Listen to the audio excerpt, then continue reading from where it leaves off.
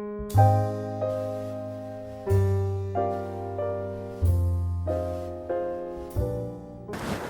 Students, आज हम लोग एक नए पार्ट के अंदर एंट्री करने वाले हैं चैप्टर के। आज से हमारा एक्चुअल में कैलकुलेटिव पार्ट शुरू होता है। आज हम लोग एक वेव के लिए जितने भी टर्म इंपॉर्टेंट है कैलकुलेशन के लिए एंड इसके जितने भी फॉर्मूलाज आते हैं एंड जितने कन्वर्जन आते हैं वो सारे देख लेंगे, जो आपको अच्छे से नोट करनी है, जिसको रिवाइंड करना है, क्योंकि कल से उसकी हमें जरूरत पड़ सकती है। ओके, तो चलो शुरू करते हैं। पॉइंट है wave nature of electromagnetic radiation. इसकी कहानी कुछ इस तरह से है कि इनिशियली बहुत साल पहले की बात है, तो सिर्फ और सिर्फ माना गया था कि जो रेडिएशन है वो पार्टिकल्स फॉर्म में है। जो रेडिएशन है वो सिर्फ और सिर्फ पार्टिकल नेचर कैरी करते हैं। लेकिन जैसे जैसे काम होता गया, नए नए एक्सपेरिमेंट आए और न्यूटन का जो टाइम था 19th सेंचुरी, उसके अंदर फिर प्रूव हुआ कि it having a radiation having a wave nature also. तो कुछ एक्सपेरिमेंट में पार्टिकल नेचर, तो कुछ एक्सपेरिमेंट के अंदर वेव नेचर हमको देखने को मिलता था। फिर साइंटिस्ट ने मान लिया कि light having a dual nature और radiation having a dual nature, wave nature as well as a particle nature, जिसमें से आज हम लोग कंप्लीट करने वाले हैं wave nature of electromagnetic radiation. तो हमें वेव नेचर के बारे में बात करनी है। ये किसने सबसे पहले समझाया था? तो याद रखिएगा, मैक्स प्लैंक साइंटिस्ट है। मैक्स प्लैंक जो है इसने ये थियरी दी है, उसकी थियरी कल भी हम पढ़ेंगे, क्वांटम थियरी। लेकिन अभी के लिए याद रखिए, मैक्स प्लैंक ने ये wave nature of electromagnetic radiation के ऊपर काम किया है और उसमें उसने बताया, उसने एक थियरी बताई है। आपको पता होगा मैक्स प्लैंक की क्वांटम थियरी हम पढ़ने वाले हैं कल, लेकिन आज जो हमें एक स्टेटमेंट की जरूरत है वो स्टेटमेंट मैक्सवेल ने दिया था। याद रखना है पॉइंट, मैक्सवेल ने दिया था। अब ये स्टेटमेंट क्या है? तो स्टेटमेंट आपको पता होना चाहिए, कोई भी ये पॉजिटिव चार्ज्ड प्रोटॉन है और यहां पर इलेक्ट्रॉन मूव कर रहा है, इलेक्ट्रॉन भी चार्ज्ड है, तो इलेक्ट्रॉन नेगेटिव चार्ज्ड है एंड न्यूक्लियस पॉजिटिवली चार्ज्ड है। अब ये इलेक्ट्रॉन अपनी पोजीशन कंटिन्यूअसली बदलेगा कि नहीं बदलेगा? कंटिन्यूअसली अपनी पोजीशन को ये चेंज करता रहेगा। तो इलेक्ट्रॉन अपनी पोजीशन को कंटिन्यूअसली चेंज करता है, दैट मींस इसकी स्पीड जो है वो एक्सेलरेट होती है। स्पीड एक्सेलरेट होने का मतलब दो है। पहला मतलब ये है कि स्पीड में चेंज आना, कंटिन्यूअसली स्पीड चेंज होती है तो भी हम लोग उसे एक्सेलरेट स्पीड मानेंगे। एंड सेकेंड पॉइंट ये है कि यदि स्पीड चेंज नहीं भी हो रहे लेकिन जो उसका जो पाथ है वो चेंज हो रहा है, उसका डायरेक्शन जो है वो चेंज हो रहा है, तो भी हम उसे एक्सेलरेट मानेंगे। इलेक्ट्रॉन के केस में देखा जाए तो उसकी स्पीड कंटिन्यूअस है, स्पीड में कोई चेंज नहीं आ रहा, लेकिन फर्क पड़ रहा है कहां पर? उसके डायरेक्शन के अंदर। उसके डायरेक्शन के अंदर चेंज आता है, इसलिए इसे एक्सेलरेट बोल सकते हैं। अब ये इलेक्ट्रॉन की स्पीड एक्सेलरेट होती है तो इलेक्ट्रॉन के पास कुछ एनर्जी आती है और वो एनर्जी को वो वेव के फॉर्म में एमिट करता है। अब यहां पर जो वेव है वो मैक्सवेल ने जो बोला है वो ही क्वांटम थियरी में कल हम पढ़ेंगे। मैक्सवेल क्या बोल रहा है कि चार्ज्ड पार्टिकल जब इस पर्टिकुलर पाथ में कंटिन्यूअसली मूव करता है तो इलेक्ट्रॉन एनर्जी को एमिट करता है in the form of wave और in the form of rays.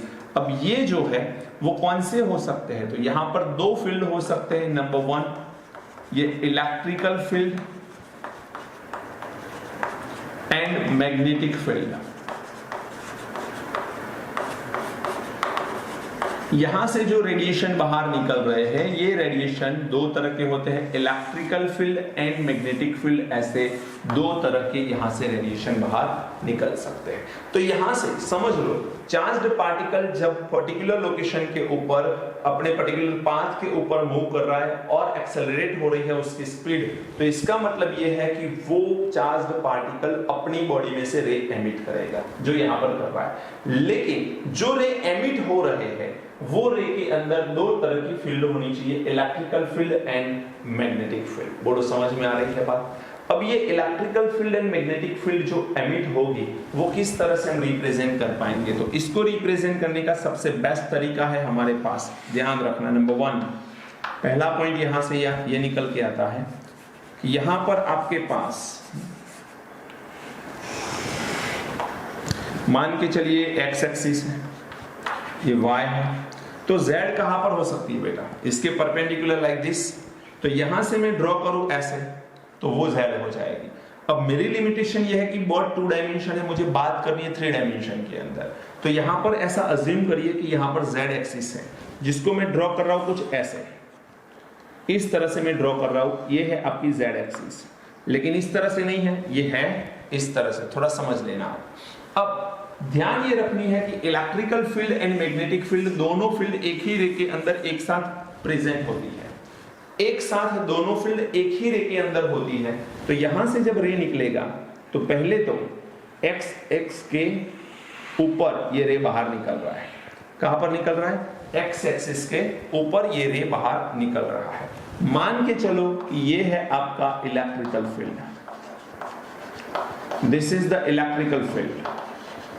अब इलेक्ट्रिकल फील्ड तो आपको मिल गया, अब बात करनी हमको मैग्नेटिक फील्ड के बारे में। अब मैग्नेटिक फील्ड के लिए मैं काम करूं, चलिए अलग पेन से अलग चौक से मैं रिप्रेजेंट करता हूं इसे। ये जो है हमारा, ये हमारा आ गया magnetic field.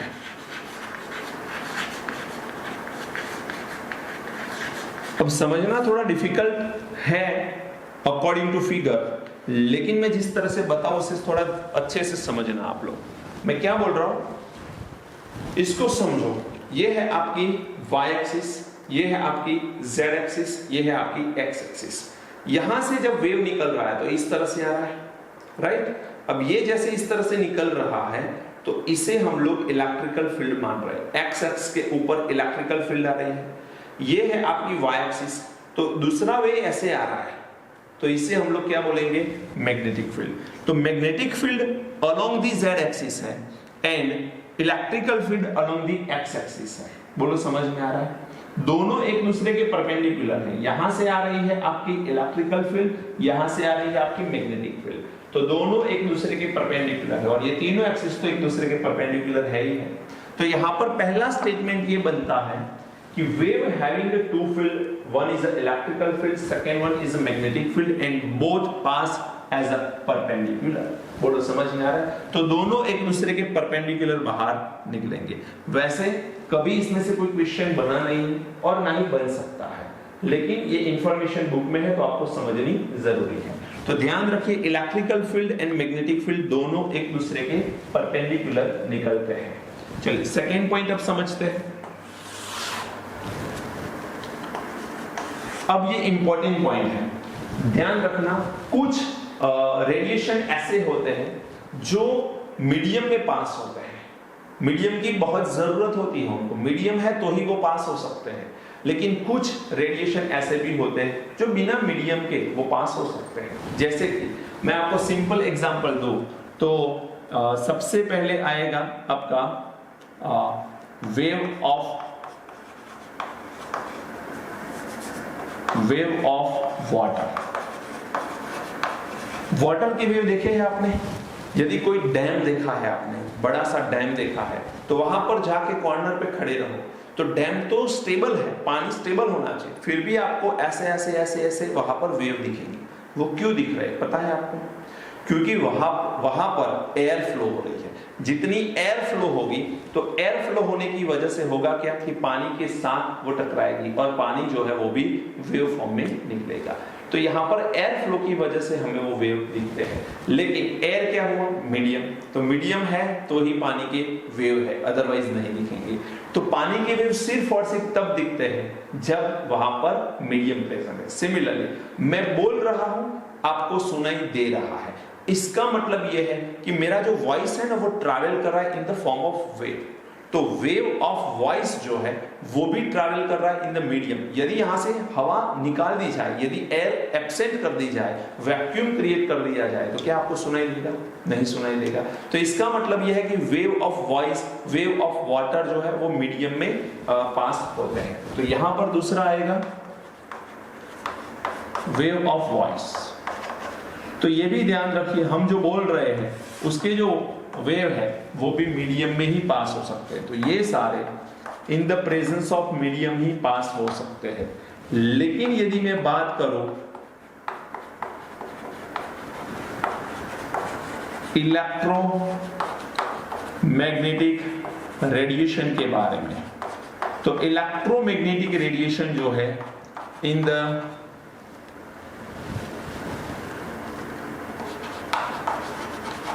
Absent of medium भी ये ट्रैवल कर सकते हैं, वैक्यूम में भी ये ट्रैवल कर सकते हैं, एयर की प्रेजेंस की बिल्कुल जरूरत नहीं। तो मीडियम में तो ट्रैवल कर ही सकते हैं लेकिन उसकी स्पीड थोड़ी चेंज हो जाएगी, राइट।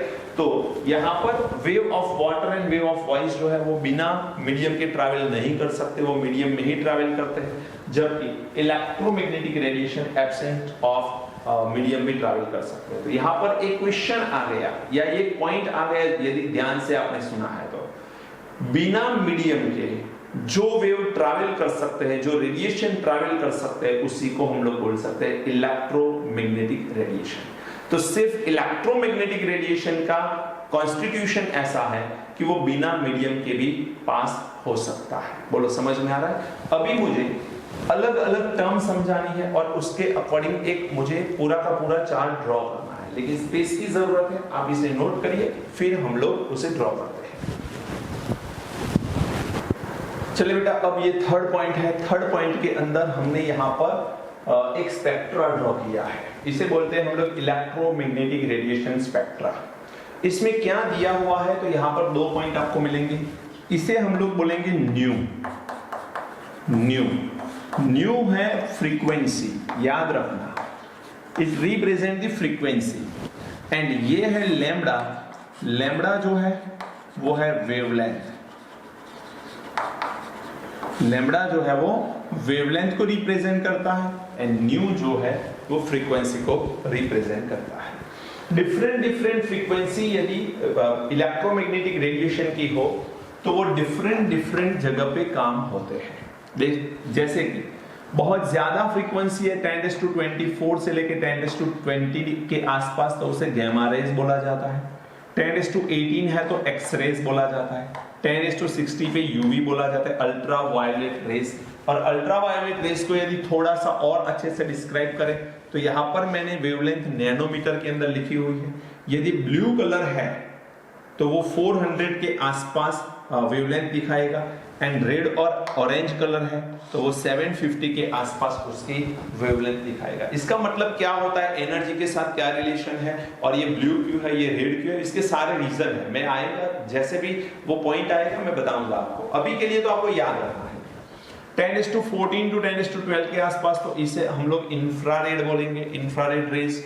उसके बाद 10⁻10 है तो माइक्रोवेव।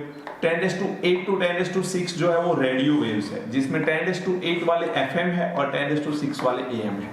आपने यदि गाड़ी में निकल रहे हो, कहां पर, कार में बैठे हुए हो, तो वहां पर FM और AM ऐसे 2 पॉइंट होते हैं, तो वहां पर ध्यान रखना। 10⁻6 होगा तो AM एंड 10⁻8 के आसपास वेव की फ्रीक्वेंसी होगी तो वो FM होगी, एंड उसके फिर 10⁻4 से 10⁻0 तक लॉन्ग रेडियो वेव बोले जाते हैं। तो आप लोग यहाँ पर एक चीज देखिए कि वेवलेंथ भी डिफरेंट है एंड यहाँ पर फ्रीक्वेंसी भी डिफरेंट है। इसका कोई इतना ज्यादा रोल नहीं है, इसको याद रखने की उतनी ज्यादा जरूरत नहीं है।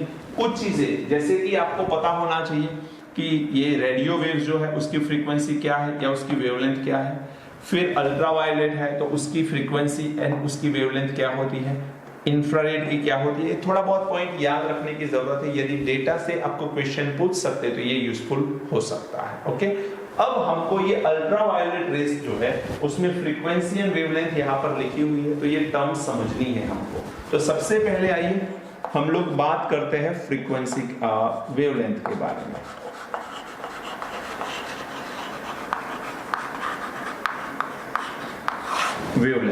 वेवलेंथ को हम क्या बोलते हैं बेटा, लैम्बडा से रिप्रेजेंट करते हैं। अब वेवलेंथ सीधी सी बात है किसकी होगी, तो वेव की होगी।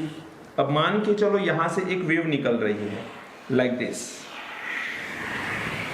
ऐसे ये वेव ट्रैवल कर रही है। अब ये वेव जिस तरह से ट्रैवल कर रही है, इसमें ये जो पॉइंट है इसका ये पीक पॉइंट आ गया और ये जो है इसका बॉटम आ गया, राइट। तो ये जो है आपको पता होना चाहिए कि वेव के जो ऊपर का पार्ट होता है इसे हम क्या बोलते हैं, इसे हम बोलते हैं क्रेस्ट, और इसे हम क्या बोलते हैं, नीचे का जो एरिया है इसे हम क्या बोलते हैं, ट्रफ। क्या बोलते हैं, ट्रफ। तो क्रेस्ट एंड ट्रफ बोलते हैं, ये ध्यान रखिए। अब दो नजदीक के, दो कंजुगेटेड क्रेस्ट के बीच का डिफरेंस या दो कंटिन्यूअसली ट्रफ के बीच का डिस्टेंस, उसी को हम लोग क्या बोलेंगे, वेवलेंथ बोलेंगे। तो दो ट्रफ उसके बीच का डिफरेंस या फिर दो क्रेस्ट है उसके बीच का डिफरेंस तो लैम्बडा बोलेंगे। उस बोलो समझ में आ रहा है बेटा? समझो बहुत आसान है ये कि दो क्रेस्ट के बीच का डिस्टेंस जो है उसी को लैम्बडा बोलते हैं। सिमिलरली दो ट्रफ के बीच का डिस्टेंस जो है उसी को हम लोग लैम्बडा बोलते हैं। तो याद ये रखना है कि दो नजदीक के क्रेस्ट होने चाहिए या दो नजदीक के ट्रफ होने चाहिए। बोलो समझ में आ रहा है? तो दो नजदीक के ट्रफ, ऐसा नहीं कि यहां ले लिया फिर यहां पर यहां से ले लिया, ये दोनों के डिफरेंस को आप या ये दोनों के बीच का डिस्टेंस जो आएगा उसको आप लैम्बडा नहीं बोल सकते। दो नजदीक के दो क्रेस्ट ले लो या फिर दो ट्रफ ले लो, उनके बीच का जो डिस्टेंस आएगा उसी को लैम्बडा बोलेंगे। अब लैम्बडा जो है वो किस में रिप्रेजेंट किया जाता है, तो चलो उसके यूनिट के बारे में बात करते हैं। ज्यादातर केस में उसे नैनोमीटर में हम लोग लिखते हैं, लेकिन सबसे पहले आपको सारे यूनिट को मीटर में कन्वर्ट करना पड़ेगा। तो वेवलेंथ जो है उसका एसआई यूनिट कौन सा है? वेवलेंथ जो है उसका एसआई यूनिट कौन सा है? तो उसका एसआई यूनिट है मीटर। तो सारी चीजों को मीटर में कन्वर्ट करना पता होना चाहिए आपको। जैसे कि 1 एंगस्ट्रॉम का मतलब क्या होता है? 10⁻⁻10 मीटर। 1 नैनोमीटर का मतलब क्या होता है? 10⁻⁹ मीटर। ये पता होना चाहिए आपको। उसके बाद 1 picometre, PM, that doesn't matter prime minister, it is a picometre, याद रखना। तो पिकोमीटर का मतलब होता है 10⁻12 मीटर। 1 एफएम, फेमटोमीटर, याद रखना। क्या बोलते हैं उसे? फेमटोमीटर। तो ये बनेगा आपका 10⁻15 मीटर। तो ये पॉइंट आपको याद रखना है। अब यदि आपसे पूछ लिया जाए कि नैनोमीटर टू एंगस्ट्रॉम किस तरह से कन्वर्ट करोगे, तो बहुत आसान है बेटा। 1 नैनोमीटर को क्या बोलते हैं हम? 10⁻⁹ मीटर। मुझे क्या करना है? एंगस्ट्रॉम लाना है। अब यहां पर एंगस्ट्रॉम का मीटर के साथ कन्वर्जन देखो तो 10⁻10 का है। तो इसे मुझे 10⁻10 करने के लिए 10 से डिवाइड करना होगा, तो फिर 10 से मल्टीप्लाई भी करना पड़ेगा। ये 10 कैंसल, तो 10⁻9 ही रहा। अब ये है नीचे की तरफ 10⁻1, ये 10⁻1 ऊपर चला जाएगा तो ये हो जाएगा 10⁻10 और ये बनेगा 10। ये 10⁻10 को हटा के मैं लिख सकता हूं एंगस्ट्रॉम, बचेगा क्या? 10। तो ये बनेगा 10 angstrom. 1 nanometre is equal to 10 angstrom. दूसरी चीज यहां पर रिलेशन देखो तो भी पता चलेगा 10 का डिफरेंस है और 1 नैनोमीटर टू एंगस्ट्रॉम पूछा है, तो ये बनेगा 1 nanometre is equal to 10 angstrom. बोलो समझ में आ रहा है? चलिए, अब ये बात हो गई हमारी वेवलेंथ। अब बात करनी है मुझे फ्रीक्वेंसी के बारे में। तो सेकेंड पॉइंट हमको समझना है, दैट इज फ्रीक्वेंसी। अब फ्रीक्वेंसी को हम लोग किससे रिप्रेजेंट करते हैं? न्यू से रिप्रेजेंट करते हैं। फ्रीक्वेंसी न्यू से रिप्रेजेंट करी जाती है। अब ये क्या है? तो इसकी डेफिनेशन बहुत ही आसान है। डेफिनेशन ये है, मान के चलो एक पर्टिकुलर पॉइंट है और ये पर्टिकुलर पॉइंट से जितने वेव्स यहां से पास होंगे 1 सेकेंड के अंदर, मींस इन 1 सेकेंड ये पर्टिकुलर पॉइंट से जितने नंबर ऑफ वेव वहां से पास हो जाएंगे, उस पॉइंट को हम लोग या उसको हम लोग फ्रीक्वेंसी ऑफ वेव बोलेंगे। बोलो समझ में आ रहा है? Number of wave pass in 1 second from the particular point, this is known as a frequency।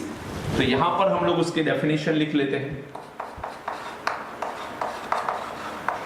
Number of waves passing through a point in second। समझ में आ रहा है फ्रीक्वेंसी क्या है? एक पर्टिकुलर पॉइंट से नंबर ऑफ वेव 1 सेकेंड के अंदर जितने पास होंगे उसी को हम उसकी फ्रीक्वेंसी बोलते हैं।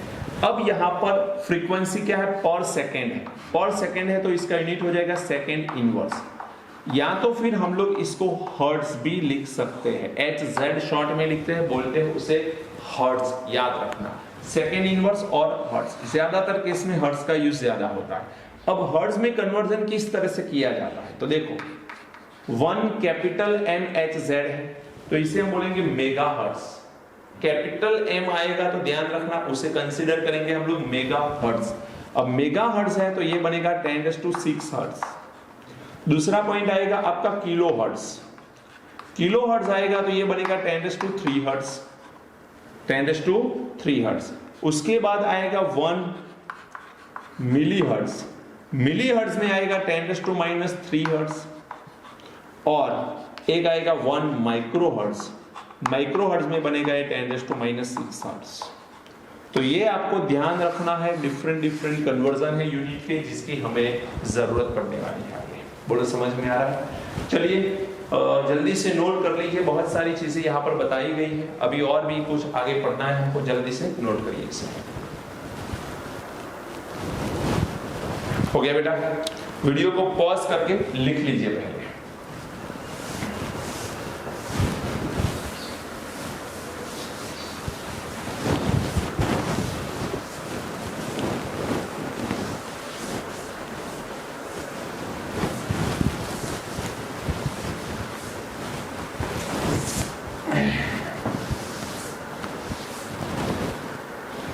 हो गया?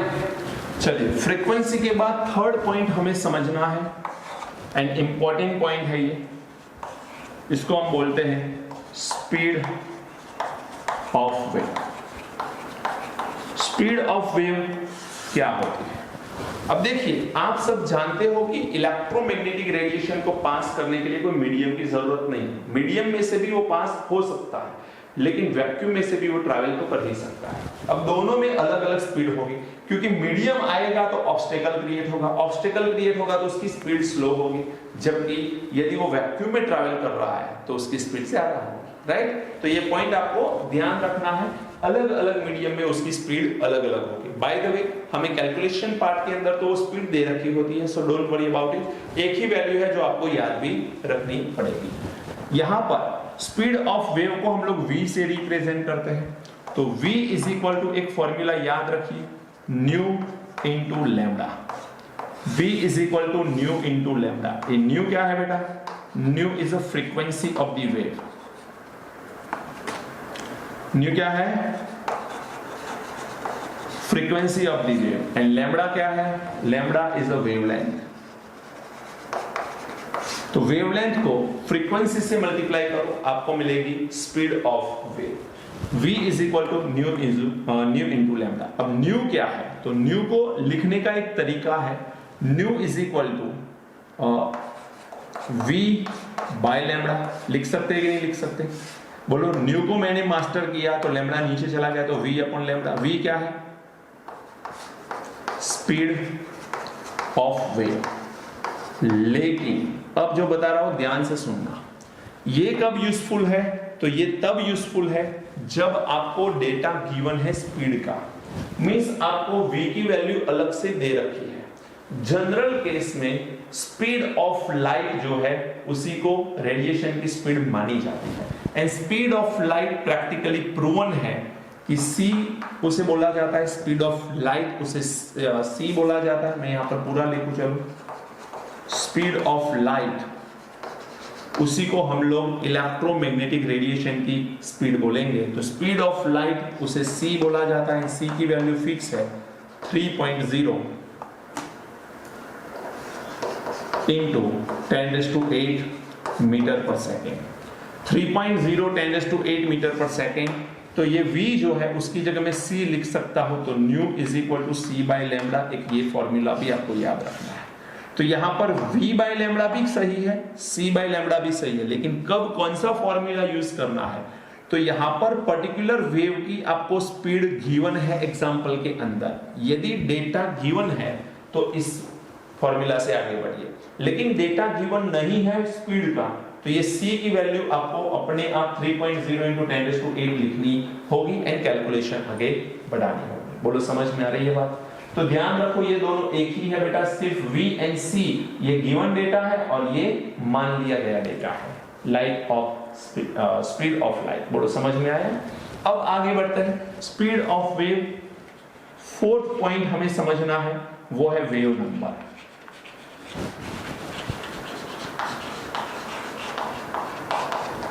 वेव नंबर को हम लोग बोलते हैं न्यू बार। क्या बोलते हैं? Nu bar. बहुत आसान है, nu bar is equal to what? 1/λ।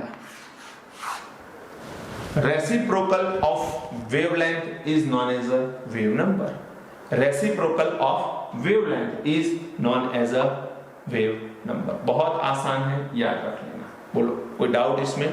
इसको हम लोग ऐसा भी बोल सकते हैं कि मान के चलो हमने 1 मीटर लेंथ ले ली, ये पूरी 1 मीटर लेंथ है।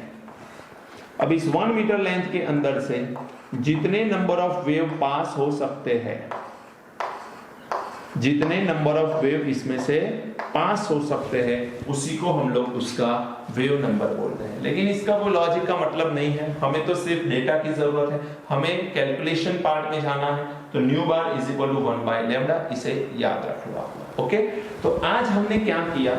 आज हमने बहुत सिंपल सी चीजें सीखी है कि कोई भी रेडिएशन जो होता है उसके दो नेचर होते हैं, एक होता है पार्टिकल नेचर, एक होता है वेव नेचर। हमने आज जो भी टर्म समझी है वो वेव नेचर के अकॉर्डिंग समझी है।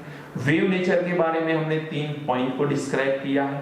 पहला पॉइंट हमने क्या डिस्क्राइब किया बेटा? याद करो, electromagnetic field, electrical field and magnetic field एक दूसरे के परपेंडिकुलर बाहर निकलते हैं। सेकेंड पॉइंट हमने क्या डिस्क्राइब किया था? बोलो, कोई भी वेव ऑफ वॉइस है या वेव ऑफ वाटर है तो उसके पास होने के लिए मीडियम की जरूरत है, जबकि इलेक्ट्रोमैग्नेटिक रेडिएशन के वेव को पास होने के लिए कोई मीडियम की जरूरत नहीं। एक्चुअली बिना मीडियम के जो वेव पास हो जाए, जो ट्रैवल कर पाए, उसी को हम लोग क्या बोलते हैं? इलेक्ट्रोमैग्नेटिक रेडिएशन बोलते हैं। थर्ड पॉइंट, हमने एक पूरा का पूरा चार्ट देखा। चार्ट के अंदर डिफरेंट फ्रीक्वेंसी पे डिफरेंट काम कहाँ पर होते हैं, वेव का क्या यूज होता है, उसके बारे में देखा। एक पूरा डायग्राम वहां पर ड्रॉ किया था मैंने। एंड उसके बाद हम लोगों ने अलग अलग टर्म डिफाइन करी। सबसे पहले टर्म मैंने डिफाइन करी आज वेव लेंथ। सेकेंड टर्म हमने डिफाइन करी that is frequency. Okay, in 1 second particular point से जितने नंबर ऑफ वेव पास होंगे उसी को उसकी फ्रीक्वेंसी बोलेंगे। बोलो समझ में आ रहा है? जैसे कि देखो, फ्रीक्वेंसी सिर्फ वेव की होती है ऐसा नहीं है। जैसे कि कोई पानी है तो 1 सेकेंड के अंदर पानी की कितनी बूंदें गिर रही है, यदि रेन हो रहा है, बारिश हो रही है, तो बारिश में 1 सेकेंड के अंदर कितना पानी गिर रहा है, उसी को उसकी पानी के गिरने की फ्रीक्वेंसी बोलेंगे। तो फ्रीक्वेंसी वही है, पर सेकेंड नंबर ऑफ वेव जो पास होंगे, पर सेकेंड जो काम होता है, उसी को फ्रीक्वेंसी बोला जाता है। चलो, फ्रीक्वेंसी के बाद हमने क्या डिराइव किया? Speed of wave. Speed of wave के अंदर ध्यान रखो v is equal to nu into lambda. Nu को मास्टर करा जाए तो v/λ, एंड v को हम लोग क्या लिख सकते हैं? c भी लिख सकते हैं। c क्या है? स्पीड ऑफ लाइट है, ये याद रखना, जिसकी वैल्यू फिक्स है 3.0 इंटू 10⁸। v कब यूज करना है? जब डेटा गिवन है तब, लेकिन गिवन नहीं है तो c की वैल्यू अपने आप आपको क्या लेनी है? 3.0 इंटू 10⁸। एंड वेव नंबर क्या होते हैं? तो wave number is equal to 1/λ। ये पॉइंट याद रखना है। बोलो कोई डाउट? ओके, तो इसे लिख लीजिए, इसे याद कर लीजिए। जितने लेक्चर्स हमारे कंप्लीट हुए हैं उसको अच्छे से देख लीजिए, रिवाइंड कर करके देख लीजिए, क्योंकि 1 वीक तक सारे लेक्चर अभी फ्री है, तो आप लोग इसको यूज कर सकते हो। ओके, कोई भी डाउट है कमेंट जरूर कर लेना, मैं आपको एक्सप्लेन कर लूंगा। मेरा व्हाट्सएप नंबर आपके पास है, वहां पर से आप कांटेक्ट कर सकते हो। यदि वीडियो अच्छा लग रहा है तो लाइक जरूर कर लेना। Thank you, God bless you.